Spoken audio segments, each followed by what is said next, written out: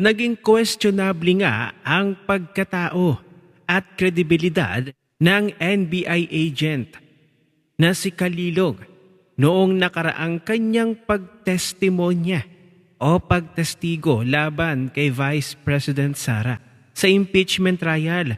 Ngunit ngayong araw ay naging questionable din ang kredibilidad ni Jeremy Lotok na ngayon witness ng prosecution team dahil gaya ni John Mark Calilong ay mayroon din pala itong kaso sa ombudsman si Jeremy Lotok ayon sa post ng All Right Facebook page na pagmamayari ni Tio Moreno, criminal witness. Many people are now asking whether or not the second witness of the prosecution, attorney Jeremy Lotok, is credible enough because he is currently facing multiple cases before the ombudsman. One of the cases filed is perjury. Perjury is the criminal offense of deliberately lying or making a false statement after swearing a lawful oath to tell the truth. Like the current hearing, Attorney Lotok is also under oath. So many have asked, will he tell the truth or follow a script or lies? Ay ang tanong, may katotohanan ba ang ipinost na ito ni Tio Moreno? At tayo nga ay nag-google. Ang sabi dito, an Office of the Ombudsman complaint against National Bureau of Investigation, Regional Director Attorney Jeremy Lotok and John Mark Calilong was filed by an individual named Duque Lorbertson Bores Jr. The complaint alleges extortion, falsification, and perjury related to a previous task force investigation. So ito ay ayon sa Google. May kaso pala sila. Kinasuhan sila ng isang individual. May complaint laban sa kanila. So kaya ngayon nasisilip ang kanilang pagkatao at kredibilidad. So itong pagtestigo ni Jeremy Lotok ay ayon sa mga netizen ay baka naman daw may kapalit para maareglo ang complaint sa ombudsman laban sa kanila. Pero ngayong impeachment trial na pagtestigo ni Attorney Jeremy Lotok ay hindi pa rin talaga napapatunayan or walang pruweba, walang proof. Wala pa rin pala silang impormasyon na talagang nangontrata si Vice President Sara ng isang assassin para ipatigok ang mag-asawang Marcos at si Romualdez. Wala pa nga silang valid information at ayon nito kay Attorney Jeremy Lotok. Mismong sa bibig na niya nang galing. So ibig sabihin, sayang lang ang isinasagawang impeachment trial ngayon kung wala pala silang valid information. Heto ang video, panoorin natin. Yung tanong ko po kasi ay nakatukoy dun sa taong nakausap o sinasabing na kontrata ni Vice President Sara Duterte para patayin yung presidente, first lady at former speaker. So tinuloy niyo po ba yung investigasyon para mahanap ang taong ito? Well, aside from the fact, Your Honor, na nag-issue kami ng subpoena sa Vice President para makakuha ng information, kasi we need a validated information. Okay. We need a confirmed information.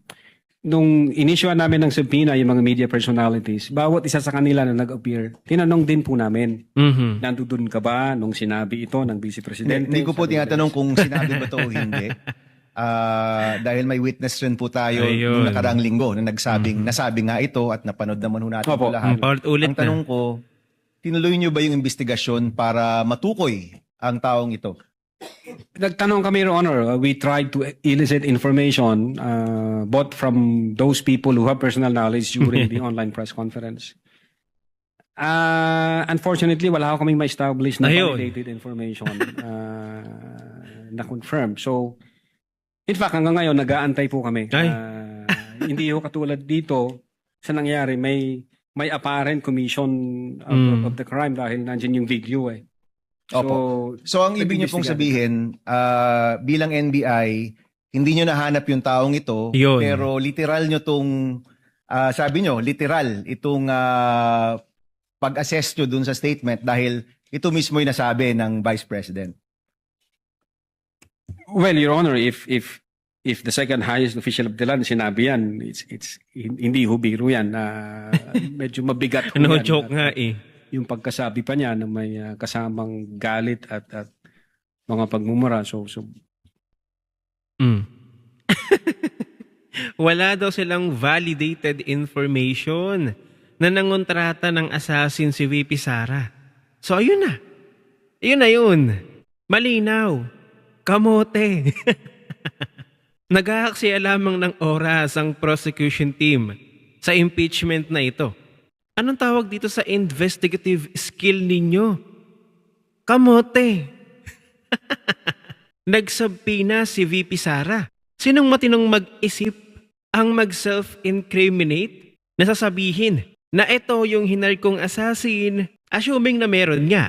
Media may sabina, again ang engot naman, na mismong taga-media nga. Walang sinabi sa kanilang details. Buti na lamang nagbida-bida ngayon si Bam Aquino. O yan, na-backfire sa inyo. Nag-backfire agad sa witness ninyo. Laglag. Sablay. Sablay ngayong araw ang impeachment ng mga prosecution team. Walang validated information. So alalabas niyan, kwentong barbero. Sinabi mo pa, hanggang ngayon, naghihintay pa. Ay nako, yari kayo. Yari kayo sa amo ninyo. Mali-mali ang sagot mo, Jeremy Lotok. Maling-mali yan. Nas ko po, isinalang ka sa plenary tapos sasabihin mo, naghihintay pa. Ano klaseng witness yan? So ngayon, alam nyo na yung kinalabasan. Ngayong araw na impeachment trial na ito, ang sabi nila, meron daw silang matibay na ebidensya. Meron daw silang confirmed info about sa contracted assassin. Tapos ito, sabi ni Lotok, wala daw valid information. Naghihintay pa. Yari. Tapos ang laban. Nang dahil sa tanong ni Bam Aquino, yan, nag-backfire sa mga witness ninyo, prosecution team, ang inyong mga pinagagagawa laban kay VP Sara. Ano ang inyong opinion? I-share mo na ang video na ito. Mag-iwan ng comment at lagyan sa baba at magkita-kita ulit tayo sa susunod na video. Naku. Bakit parang lahat ng kanilang witness laban kay Vice President Sara ay hindi malinis?